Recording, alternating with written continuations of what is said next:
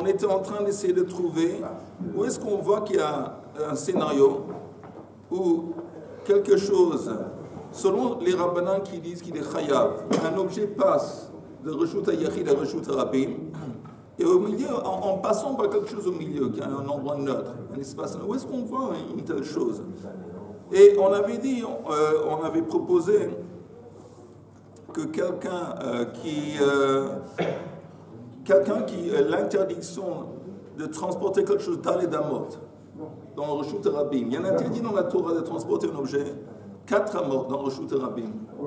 Pendant qu'il est en train de marcher dedans, dans l'espace 4 amot, ben c'est un endroit neutre. C'est un endroit neutre, parce qu'on a dit, il n'est pas en train de transgresser quoi que ce soit. Mais une fois qu'il arrive à 4 amot, il a transgressé. Je t'apporte un exemple. Il a fait un passage en passant à travers un espace qui est neutre. C'est quoi l'espace qui est neutre avant 4 amot? Et c'est seulement une fois qu'il atteint 4 amot, il a transgressé. Tu vois, ça c'est un exemple. Et la Gemara rejette, parce qu'elle dit, toi tu appelles Shmuel, tu entends, Shmuel, ça m'embête un petit peu, hein, si c'est possible. Dis-toi, vous avez raison. Hein. Non, pas de problème. Le mystère. Non, il n'y a pas rien. Et si l'endroit que tu dis qu'il est neutre au milieu de 4 amot, alors il est neutre vis-à-vis de la personne qui est en train de marcher. Parce que la personne qui est en train de marcher, comme il n'a pas encore atteint 4 amot, c'est un endroit qui est neutre.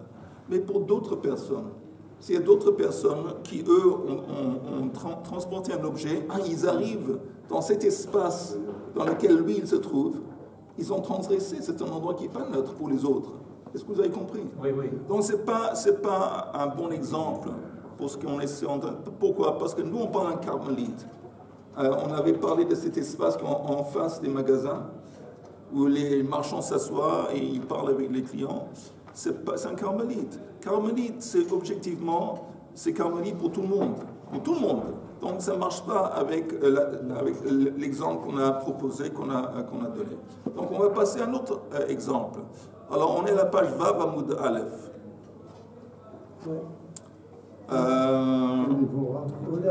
Elle a midi de Hava Amotsi. Oui, on reprend 2 lignes qu'on a vues hier. Motsi mi reshut yachid le reshut rabim. Derech, à peu près une dizaine de lignes dans la page. Amotsi mi reshut yachid le reshut rabim. Derech tzidei reshut rabim. Quelqu'un transporte quelque chose d'une maison, d'un domaine privé, il apporte jusqu'au reshut rabim en passant par un espace qui s'appelle tzidei reshut rabim. Tzidei, ça veut dire tzad. C'est les côtés, les bords, exactement, les bords de reshut rabim. Maintenant, les bords de reshut rabim, apparemment, c'est aussi un carmélite, parce que c'est pas un endroit privé, c'est pas un reshut yachid, c'est pas un reshut rabim. Apparemment, c'est équivalent, c'est analogue avec notre scénario, avec le magasin et puis qu'il l'apporte à la place publique, voilà. Et alors je répète,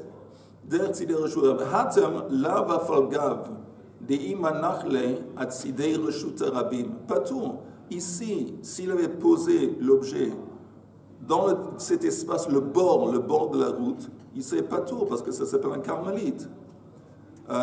Juste pour vous rappeler, un carmélite, qu'il n'y a pas d'interdit dans la Torah de transporter un objet de reshut yachid ou reshut rabim dans un carmélite, le poser dans un carmélite, et aussi vice-versa. Il n'y a pas d'interdit de la Torah, mais il y a oui un interdit de Rabbanan. Il dit, tu es patour, et néanmoins, ce type qui a fait sortir l'objet de chez lui à la maison, il traverse le carmélite, il le pose dans le reshut rabim, chayav. Hachanami loshna. Donc ici aussi, c'est quoi ici? Dans notre scénario du magasin, il passe à travers le stable, l'endroit qui est aussi un carmélite. Il arrive dans la place publique et rejoint. Apparemment, c'est exactement le même cas. Et on a dit que qu'il est chayav.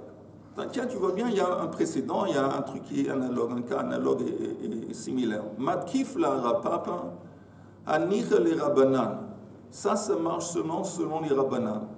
De amrei tzidei reshut harabim, lav que reshut harabim damei. Parce que les rabanan, eux, ils disent que cet espace qui s'appelle le bord de la route, ce n'est pas considéré comme faisant partie de la route, du Reshut Rabim.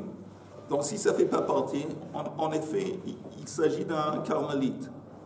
Et là, le Rabbi Eliezer ben Yaakov, mais selon lui, Rabbi Eliezer ben Yaakov, de Amad Sidei Reshut Rabim, qu'est Reshut Rabim Dameh, lui il dit le bord de la route, ça a le même statut que la route.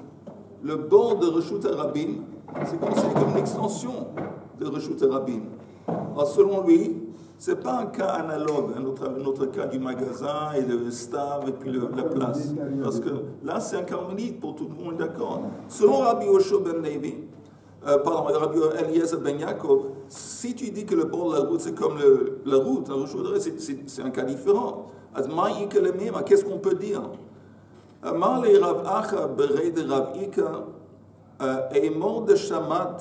Le Rabbi Eliezer ben Yaakov, je veux bien qu'il a dit ce qu'il a dit, Rabbi Eliezer ben Yaakov, qui a dit que Sidei Reshut Rabim que Reshut Rabim, que lui il dit que le bord de la route a le même statut que la route, mais c'est seulement quand il n'y a pas de poteau. C'est seulement quand il n'y a pas de poteau.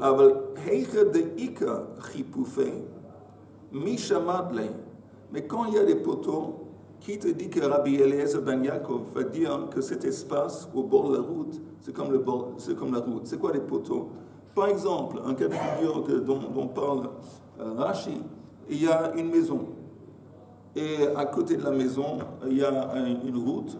Et disons, il y a le bord de la route qui est à côté de la maison. Et la maison, le bord de la route et la route.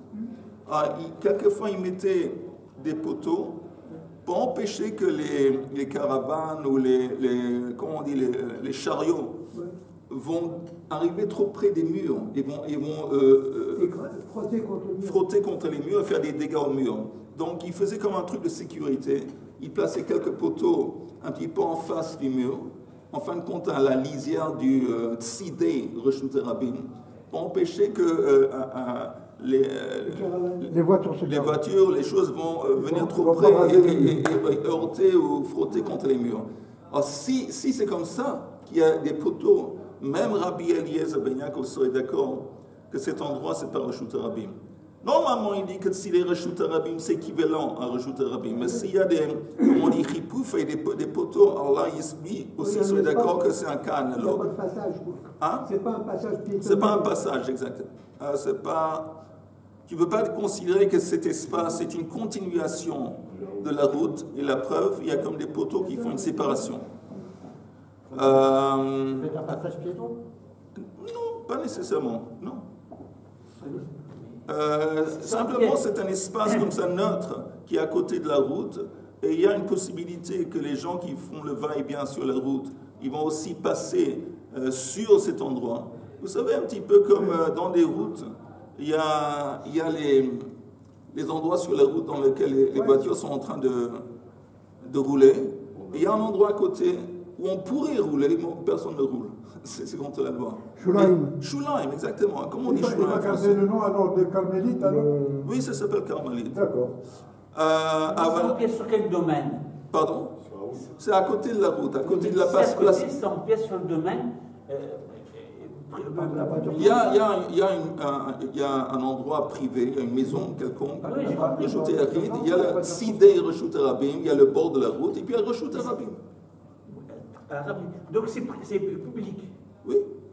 Donc c'est public. Donc c'est quelqu'un du privé qui se permet de mettre des poteaux sur l'endroit public. Non, parce que lui il prétend, c'est comme c'est pas, tu comprends, selon Rabbi Eliezer ben Yaakov, oui, c'est comme, mais en fin de compte, il est d'accord que normalement, selon la loi, les voitures, les chariots, ils n'ont pas le droit d'aller là-bas. Mais c'est possible que oui, quand il y a beaucoup de va-et-vient, il y a des embouteillages, il y a des choses. Vous connaissez ici des Israéliens qui sont en train de conduire. C'est possible que oui, ils vont aller sur le côté. Alors, pour être sûr, ils ont mis, je ne sais pas, ils ont mis quelques poteaux de la maison. Dans ce cas, on serait d'accord que ce n'est pas considéré comme une extension de la route. Je vais continuer. Donc, le Ha Damia, Amar Rabbi Yochanan.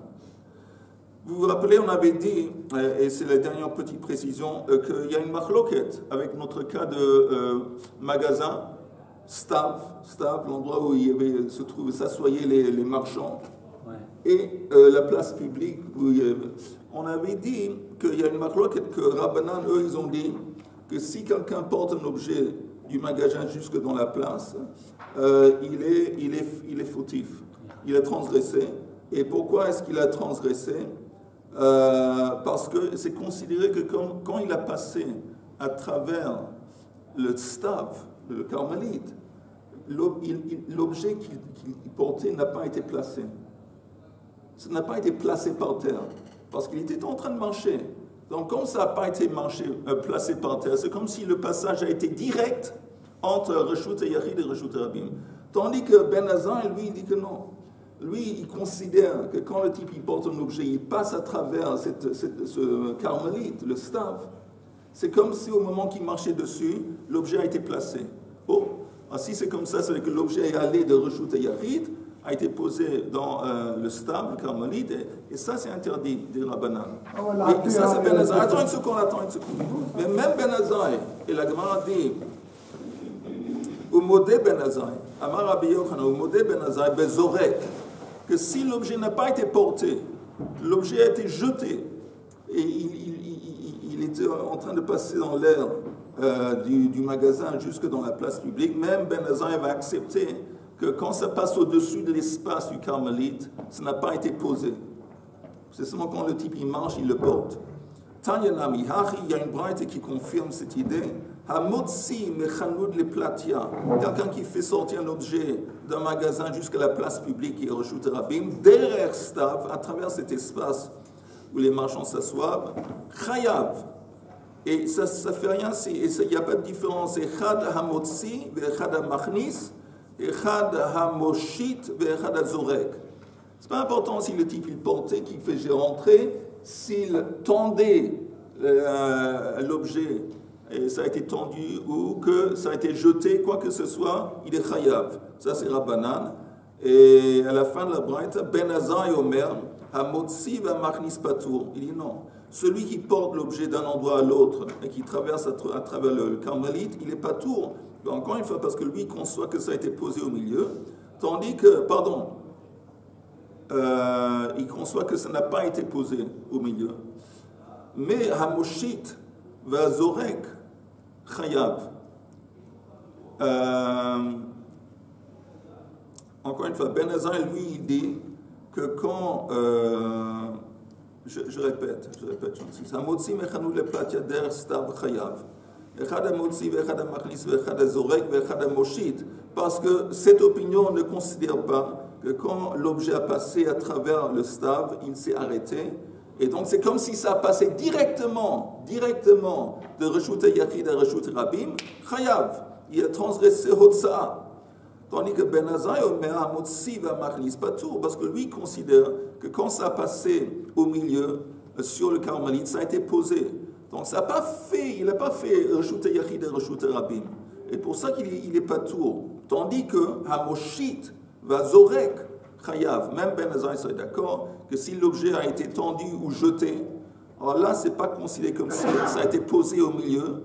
Et donc, en fin de compte, il s'avère que la kira a eu lieu dans le magasin, la nacha, l'objet a été posé dans la place, il a fait Reshut Yachid et Reshut Rabim, il est Chayav. Ok.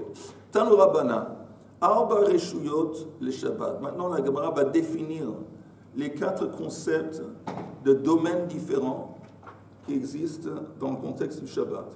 4 Arba Reshuyot le Shabbat. Reshut Yachid, Reshut Rabim, Karmelit ou Makom Patour. Ok? Maintenant, la Gemara va définir Eizohi Reshut Yachid. C'est quoi la définition d'un domaine privé? Charitz Shehu Amok Asara Verachav Arba'a. Si on a un trou dans la terre avec une profondeur de 10 amot, un trou, pas un sillon. On a un trou, une fosse on dit, dans la terre, à une profondeur de 10 tfachim, j'ai dit un mot avant, et c'est une largeur, l'espace en bas, le sol du trou, 4 tfachim. Ça, c'est Reshut Yachid. Ça, c'est le minimum. Minimum, s'il doit y avoir au moins, si c'est plus, ça va, au moins un espace de 4 sur 4 tfachim, et la hauteur Ça doit être ça. Alors si c'est un trou, il savait que c'est... Il y a, voilà, il y a les conditions qu'on a besoin. Comme une maison, il n'y a pas de trou, il n'y a rien du tout. Vechen, gader, la même chose s'appliquerait à une... comment on dit gader en français? Clôture. Hein? Une clôture. Ou un mur, qui utilise une barrière. Shehu gavoa asara, verachav arba'a. Si le mur ou la clôture a une hauteur de 10 tfachim, et si l'espace au-dessus du mur il est 4 tfachim, ce mur est considéré comme reshut hayachid. Ok. Zohi reshut hayachid gmura. Ça, c'est un reshut hayachid à fond. On va voir plus tard, c'est quoi cette expression qu'on dit Zohi reshut hayachid à fond, qu'est-ce que ça vient nous apporter? Maintenant, ça c'est reshut hayachid, tout le monde a compris. Zohi reshut harabim. C'est quoi la définition de reshut harabim? Sratia. Sratia, c'est une autoroute. C'est une route qui a au moins une largeur de 16 amot. 16 amot, ça c'est large. Une amas, c'est combien? C'est ça, entre ça et ça, entre mon coude et le poing. Alors, il y a 16 de ça. Et c'est une route normalement qui est ben ironie. Ben ironie, c'est entre les villes. Entre les villes, il y avait comme ça des grosses routes. Ça, c'est Sratia, ça, c'est reshut harabim, tout le monde est d'accord. Pardon.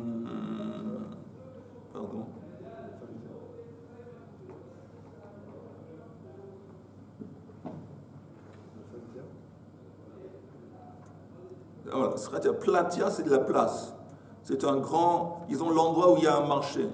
L'endroit où il y a un marché, il y a beaucoup de va-et-vient. Ça aussi, c'est reshut harabim.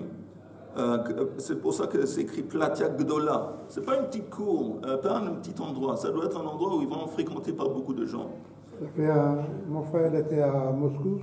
Il a dit qu'il ne pouvait pas passer à Kikaradom.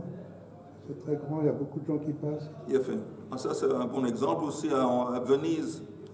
La place là-bas à Venise, que je ne me rappelle pas comment ça s'appelle, mais il y a une énorme place là-bas. La même idée. Ou Mevoot Mefulashin. C'est quoi Mevoot Mefulashin? Des routes qui ne sont pas bloquées ni d'un côté à l'autre. C'est des routes qui traversent une ville. Des routes qui traversent une ville et qui sont pas, il n'y a pas un mur à la fin. Ça aussi, c'est reshut harabim. Zohi reshut harabim gmura. Ok. Maintenant, on a vu reshut hayachid, on a vu reshut harabim. Et la Gemara dit ein motzi'in reshut hayachid zu, le reshut harabim zu. On n'a pas le droit de faire sortir un objet de reshut hayachid à reshut harabim. Vein machnisin. On n'a pas le droit non plus de le faire entrer, mais reshut harabim, le reshut hayachid zu. Veim hotzi veichnis. Et si néanmoins quelqu'un a fait l'acte de faire entrer ou de faire sortir un objet d'un domaine à l'autre, Beshogeg chayav khatat. S'il a fait dans une inattention, sans vouloir, sans être conscient de ce qu'il est en train de faire, il est chayav un korban khatat. B'meizid, s'il a fait consciemment, volontairement, il anouche karet, il reçoit karet, veniskal, et il est lapidé seulement dans le cas où il y a eu un avertissement et il y a des témoins.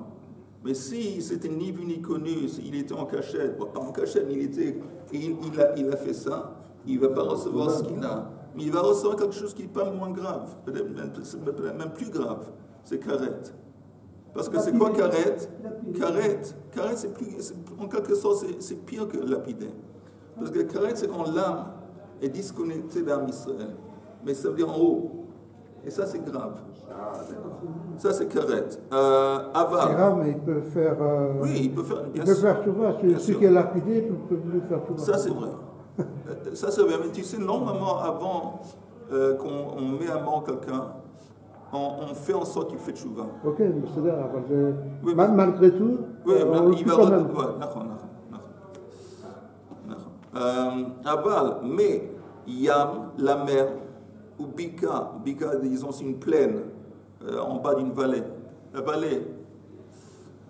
Istevanit. Istevanit, c'est justement le stav dont on parlait avant, l'endroit qui est en face des magasins. Véa carmélite, et c'est bizarre, on va en parler, pourquoi c'est écrit carmélite? Apparemment, les autres termes qu'on a utilisés avant, c'était aussi carmélite. Véa carmélite, Eina, cet endroit, cet espace, Eina, loke reshut rabim, loke reshut yachid. C'est ni ça, ni ça. Et néanmoins, Vein nosin venotnin betocha. On n'a pas le droit des Rabbanan de porter un objet dans un carmélite. Donc on n'a pas le droit de porter un objet dans le désert, pas le droit de porter un objet dans un staff. Dans un carmélite, on n'a pas le droit. On va mourir de soif dans le désert. Oui, mais ça c'est Pikuach Nefesh, c'est autre chose. Et Shabbat. Shabbat, t'as pas besoin de marcher Shabbat. Marcher dans le désert Shabbat. Ve'im nasa venatan betocha. Et si le type il a porté dans cet espace qu'un carmélite, pas tout. Il est exempt dans le sens qu'il n'a pas transgressé l'interdit de la Torah, mais il est assourd de Rabbanan. Ve'ein motzi'in, on n'a pas le droit de faire sortir un objet du carmélite. Ein motzi'in mitocha le reshut rabim, ve'lo me reshut rabim le tocha. Ok? Et ve'ein machnisin me reshut yachid le tocha, ve'lo mitocha le reshut yachid. On avait dit ça avant. On ne peut pas faire passer un objet ni d'un reshut rabim ou ni d'un reshut yachid dans un carmélite, et vice versa aussi, c'est interdit. Ve'im hotzi ve'achnis pas tout. Ok? Chatserot shel rabim. On a des cours qui sont entourés de maisons, qui appartiennent, qui sont fréquentés par beaucoup de gens. Il y a beaucoup de grandes cours, beaucoup de gens, de rabbins. Ve'mevoot she'einan mifulashin. Et on a une route, mais une route qui n'est pas ouverte des deux côtés. Ce n'est pas une route qui traverse la ville. C'est une route, mais en fin de compte, disons, il y a un cul-de-sac. Un cul-de-sac à la fin de la route.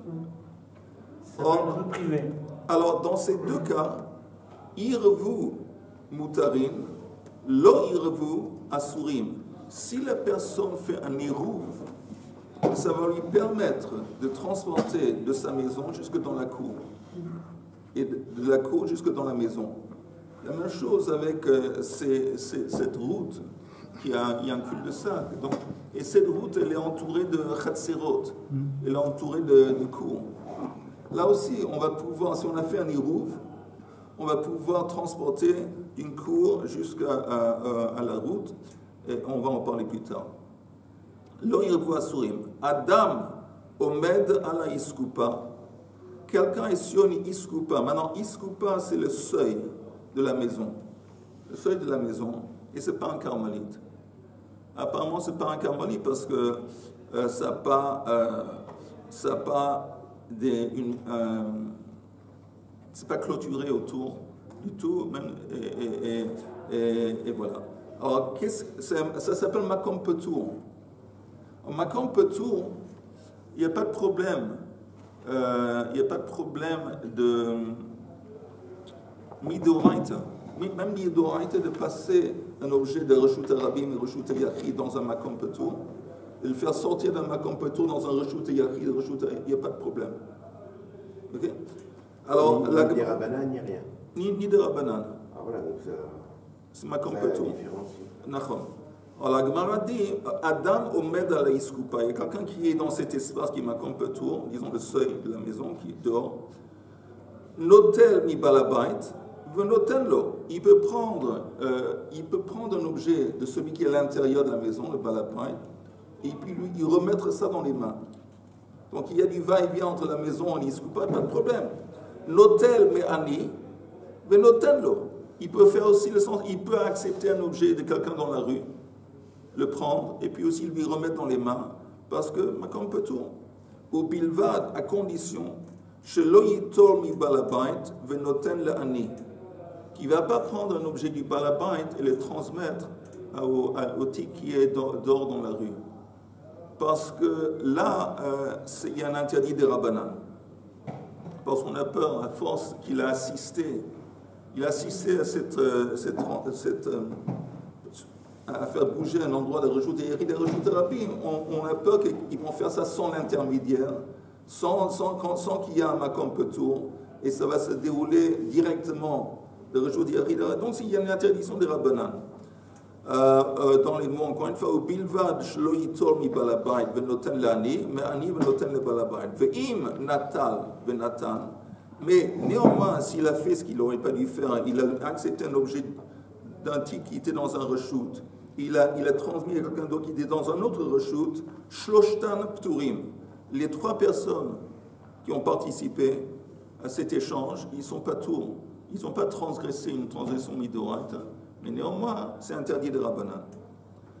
Acherim omrim, il y a une autre opinion qui dit que Iskupa meshameshet shtei reshuyot, le statut de ce seuil, de cet Iskupa, c'est fluide, donc ça peut être assumer le statut de reshut rabim, ça pourrait assumer aussi le reshut yachid, ça dépend. Bezman she'apetach patuach kalifnim. Si la porte de la maison qui donne sur le seuil à l'extérieur, si la porte est ouverte, le seuil est considéré comme une extension de reshut yachid. C'est pas un makom petour, c'est reshut yachid. Et si la porte est fermée, petach naoul que la chutz, c'est considéré comme faisant partie de la rue. Donc, selon cette opinion, c'est pas makom petour, ça dépend de la porte. Si elle est ouverte, ça fait partie de reshut yachid. Si elle est fermée, ça fait partie de reshut rabim. On a vite fait de faire des fautes. Hein? On a vite fait de faire des fautes. Oui. Ve'im haïta iskupa gvoa asara verachava arba. Si, je ne sais pas, le type il habite au premier étage, je ne sais pas quoi, et cet iskupa, ce seuil, il est élevé à une hauteur de 10 tfachim, verachava arba, et il y a un espace de 4 tfachim. Arezé reshut l'atzma, c'est considéré comme un espace en soi-même, c'est un reshut yachid, cet iskupa. Ok, ça c'est la braïta. Maintenant, on va un petit peu creuser dedans. Amar zohi reshut hayachid. Quand tu dis, quand l'expression de la braïta dit ça, c'est reshut yachid, ça c'est reshut yachid. Normalement, quand il y a une précision, on vient exclure quelque chose. Quand je dis moi, j'aime manger ça, ça veut dire qu'il y a quelque chose d'autre que je n'aime pas manger. Le moment qu'il y a une précision, ça laisse entendre qu'il y a quelque chose que non. Or, la Gemara demande pourquoi on a besoin de dire ça c'est un reshut rabim, ou reshut yachid. Amar zohi reshut yachid. Ça, qu'est-ce que ça vient exclure? Le ma'utei mai. Le ma'utei ha de Rabbi Yehuda. Le cas de Rabbi Yehuda, de Tanya yater alken. En plus, Amar Rabbi Yehuda, mi sheyesh lo shtei batim b'shnei tzidei reshut rabim. On a, vous entendez, il y a une route. La route, elle a un statut de reshut rabim. Et des deux côtés de la route, il y a des maisons. Une maison en face de l'autre. Alors, pour Rabbi Yehuda, c'est lui qui conçoit, c'est pas la lacha, mais lui, il dit que s'il y a une clôture des deux côtés, c'est déjà reshut yachid de la Torah. Alors, lui, il dit, mi sheyesh lo shtei batim b'shnei tzidei, des deux côtés de la route, b'shnei tzidei reshut rabim, on tourne la page, osé lechi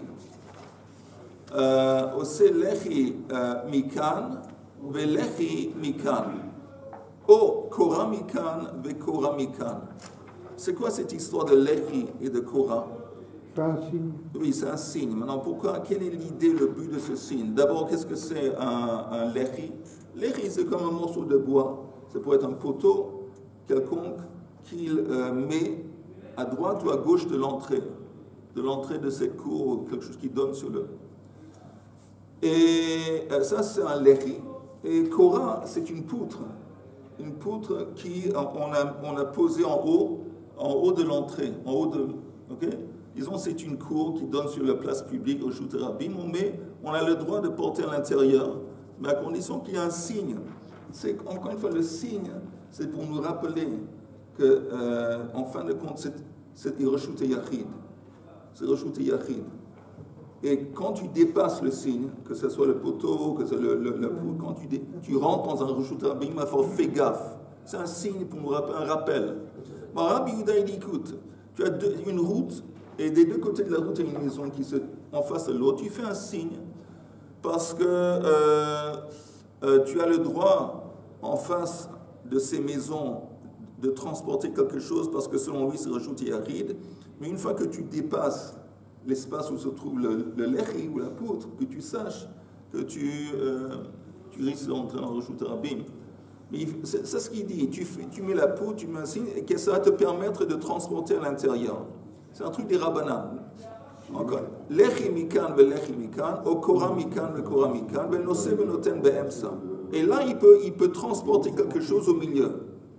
Amroulo, les Rabbanan lui ont dit, Ein me'arvin reshut Rabim bekar. Eux, ils ne sont pas d'accord avec Rabbi Yehuda. C'est faux. Que cette route où il y a des maisons qui sont les deux côtés, ce n'est pas reshut Yachid, c'est reshut Rabim. Parce que pour que ce soit reshut Yachid, ce n'est pas suffisant de deux côtés, deux clôtures, deux murs, tu as besoin de 4.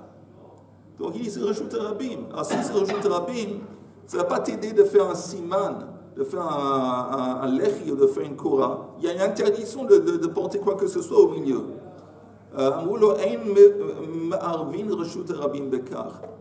Alors, pourquoi? Attends, juste une seconde pour être sûr que je vais bien expliquer. Alors,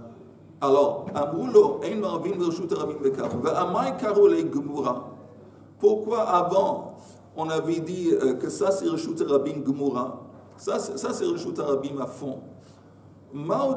Qu'est-ce qu'on aurait pu penser? Qui pligue Rabbanan à l'aide de Rabbi Yehuda? Quand Rabbanan se disputait à Rabbi Yehuda dans ce cas de figure de la route et des maisons des deux côtés, de l'oha de Reshut Yachid, et Rabbanan disent que ce n'est pas considéré comme Reshut Yachid, Ani mililital tel, c'est seulement vis-à-vis de l'autorisation de transporter, René, répète-toi, c'est seulement vis-à-vis de l'autorisation de transporter quelque chose au milieu. Je répète. Vous y êtes. Encore un effort surhumain dans les quelques minutes qui nous restent. Et il y a pour Rabbi Yehuda cette route, et des côtés il y a des maisons. Donc il dit c'est comme un endroit qui est clôturé par des deux côtés, ça c'est Reshut Yachid. Mais néanmoins pour te permettre, ce Midoraita, tu as le droit de transporter quelque chose en Reshut Yachid. Tu n'as pas besoin d'un signe. Mais comme ça ressemble un petit peu à Reshut Rabim, alors je vais t'obliger de faire un signe, un lechi ou un kora, juste pour te rappeler qu'en fin de compte c'est Reshut Yachid, pour que tu ne vas pas confondre. Jusque-là c'est clair? Oui, tout ça c'est pour... Je répète. Il délimite sa propriété. Cette route, il y a du va-et-vient. Va-et-vient, ça ressemble à Reshut Rabim, parce qu'on a vu quand il y a du va-et-vient, c'est Reshut Rabim. Mais comme cette route, elle est entourée des deux côtés par des murs, les murs des maisons qui sont les deux côtés. Pour Rabbi Yehuda, si tu as un endroit qui est fermé des deux côtés, c'est Reshut Yachid. Même s'il y a du va-et-vient sur la route, c'est Reshut Yachid. Donc ça veut dire que pour lui, Midoraita, il aurait le droit de transporter quoi que ce soit dans cet espace. Midoraita. Mais lui, il dit, comme il y a du va-et-vient, c'est un peu dangereux que les gens pourraient confondre avec ça, et avec un endroit où il n'y a pas les maisons des deux côtés. Ils vont penser, comme j'ai le droit de transporter ici, j'ai le droit de transporter quelque part d'autre. Et tu sais quoi? La seule autorisation de transporter un objet, c'est si tu mets un signe Korah en haut ou Lechi. Ok? Ça, c'est l'opinion de Rabbi Yehuda, c'est clair? Oui, c'est clair. Et en l'occurrence, ça veut dire que les murs qui entourent la route, des deux côtés de la route. des deux côtés, c'est des murs. Pas Oui, des murs. Des murs de maison. Des murs de maison qui sont apparemment un côté. Il n'y a pas d'espace. Oui, pas beaucoup d'espace. Mais là ils disent que c'est deux maisons à lui, c'est-à-dire c'est pour ça qu'ils voulaient aller de l'un à l'autre. Deux maisons à lui, Les deux côtés de la route. Mais est-ce que ce qui dit Rabbi Yehuda, est-ce que ce n'est pas une vue de l'esprit, ça? C'est-à-dire que matériellement, il y a du matériel. Il y a dans la route. Et c'est une vue de l'esprit, c'est une manière de concevoir. Les choses. Comme quelqu'un qui fait descendre un mur du toit, une vue de l'esprit, il fait descendre un mur non, c'est pas artificiel. Oui, mais ici, je ne vois pas pourquoi c'est artificiel, Eli. Parce que ici, en fin de compte, selon Rabbi Yehuda, la définition... Attends, je t'explique. Selon Rabbi Yehuda, la définition de Reshut Yachid, c'est suffisant qu'il y ait un espace qui est fermé des deux côtés. Ok? Fermé des deux côtés. Alors, cette route qui est entourée de murs des deux côtés, ça fait reshut à Yachid. Selon Rabbi Yehuda, c'est pas la halakha, mais selon lui, c'est reshut à Yachid. Si c'est reshut à Yachid, ça veut dire qu'on a le droit de transporter des choses à l'intérieur. Vous êtes d'accord? Mais, comme ça ressemble à un reshut à Rabim, de quel point de vue ça ressemble? C'est une route. Il y a du va-et-vient. Alors, c'est dangereux de permettre à des gens de porter dans cet espace parce qu'ils risquent de confondre les portées de mamage sont des roues qui ne sont pas entourées des deux côtés. Donc, il dit la seule autorisation que tu as, c'est de mettre des signes et pour te rappeler. Et là, c'est permis, oui, Yehuda. Oui, je continue ma question. On m'avait dit comment. Il a écrit la dernière ligne d'avant. C'est quelqu'un qui a. Non, pas forcément. D'accord. Non, pas forcément. Et ça change rien. Si, pourquoi alors il croit que tout ce qui est entre tout ça lui appartient, de dire d'une maison à l'autre? Je ne pense pas que ça change du tout. Ça ne change rien. Mais je suis prêt à en parler la prochaine fois qu'on se rencontre. Mais oui. Je peux poser une question? Oui, bien sûr. Oui. Avec la permission de Denis. Comment distinguer à condition que ce n'est pas sur le centre de la vie. Non, plus matériel. Et pour faire plaisir à René aussi. Il y a une route, ok, qui est privée, et Reshut à Yachid, ok. Et de part et d'autre, il y a également du privé, ok. Il n'y a pas également du privé. Des maisons. Il y a des maisons. Non, mais des maisons, quel est l'impact des maisons? Comme les maisons sont serrées un à côté de l'autre, en fin de compte, on a un cas de figure, il y a des murs. Il y a des murs qui sont les deux côtés de la route. Oui. Alors pour Rabbi Yehuda, ça veut dire que cet espace, la route, elle est clôturée des deux côtés. Par les maisons des murs. Par des chaudaries? Non, laisse tomber. On laisse tomber ça. Oui. Il y a des murs. Il se fait, tu as raison, il se fait que les murs, ça fait partie de maison. Mais alors, finalement, quel est le contrat qui existe entre le propriétaire de cette route? Il n'y a pas de propriétaire de la route, c'est un endroit public. Mais c'est un Yachid. Non, c'est ça. Non, mais c'est intéressant ce qu'il dit, Richard. Parce que c'est intéressant ce qu'il dit, Richard. Pourquoi? Parce que lui, il dit que Reshut Yachid, c'est comme si ça appartient à un individu. C'est comme si c'est le domaine privé. Oui. Alors non, justement, non. Parce que Reshut Yachid, ça ne veut pas dire que ça appartient à qui que ce soit. Mais non, parce qu'on avait vu avant la définition de Reshut Yachid, disons c'est un trou dans la terre, à une profondeur de 10 tfachim, le sol il a 4. Et ça c'est Reshut Yachid. Est-ce que ça appartient à quelqu'un? Est-ce qu'il y a quelqu'un qui habite là-bas? Non. Mais la structure de cet espace, ça qualifie en Reshut Yachid. Ok, j'ai compris. Alors, pour le propriétaire de deux appartements, de deux maisons, il n'y a pas de problème. Il peut faire du va-et-vient, il peut transporter des objets. Maintenant, les passants, ils se trouvent dans un Reshut Rabim, et puis ils vont pénétrer dans le Reshut Yachid. Lui, il dit. Il y a un signe. Non, je parle des passants. Non. Il y a un signe. Tu entends. Oui, et d'abord, vous savez quoi? Vous entendez, juste j'aimerais ajouter à ce scénario. Moi j'ai dit qu'il y a une rangée de maisons. Laissez tomber ce que j'ai dit. Il n'y a peut-être pas une rangée de maisons. Il y a deux maisons, des deux côtés de la route. Alors ça veut dire que cet espace, tu entends Yehuda, cet espace entre les deux maisons, on n'a pas besoin d'une rangée de maisons. Cet espace entre les deux maisons, c'est Reshut Yachid. Maintenant, on a peur. Qu'est-ce qu'on a peur? Que si on lui permet de transporter un objet dans l'espace qui est en face des deux maisons, qui est un Reshut Yachid selon Rabbi Yehuda, il risque aussi de dépasser l'espace qui est entre les deux maisons. Et s'il dépasse l'espace qui est entre les deux maisons, il rentre dans le Reshut Rabim. Ça, c'est grave. Donc, c'est pour ça, c'est là où intervient les simanim. Aux deux extrémités, à l'extrémité des maisons, il y a un signe pour dire stop. Ça, c'est, disons, la frontière, ça, c'est la lisière. Oui, ça c'est la délimitation. Ouais, ça c'est l'idée, ça c'est l'idée. C'est pour les passants qui viennent. Mais pour les passants, ils vont traverser, ils vont arriver Eux aussi ils vont voir. Tu sais que ce signe, ça va aussi servir pour les gens qui sont à l'extérieur. Oui, mais attends, j'ai pas compris les passants. J'ai pas compris. Les passants à l'extérieur, est-ce qu'ils sont en train de porter quelque chose?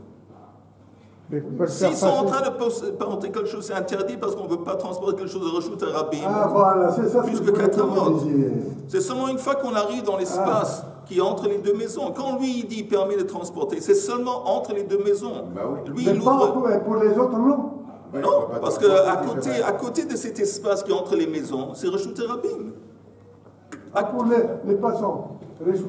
Écoutez, regardez, juste, et puis là on finit. Non, mais j'ai compris. Vous entendez, ça ici il y a une maison où il y a mon point. Ouais. En face de mon point, il y a une autre maison. Il n'y a pas de problème. Cet espace entre les deux maisons, selon Rabbi Yehuda, ça s'appelle Reshut Yachid. Parce qu'il est... Non, mais c'est pas sérieux, c'est juste le seul idéal, c'est que...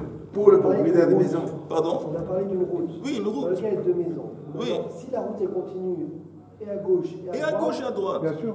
On ne peut pas considérer ces deux éléments comme un Reshut Yachid. Lui, il dit que l'espace entre les deux maisons, il est clôturé. Alors, comme il est clôturé, c'est Reshut Yachid. Donc on n'est pas sûr clôturé. Oui, on s'en fout de la route. Mais oui. C'est que non, parce qu'en l'occurrence, si c'est parce que le lien de Reshut Rabim, c'est qu'il y a des gens qui passent, etc.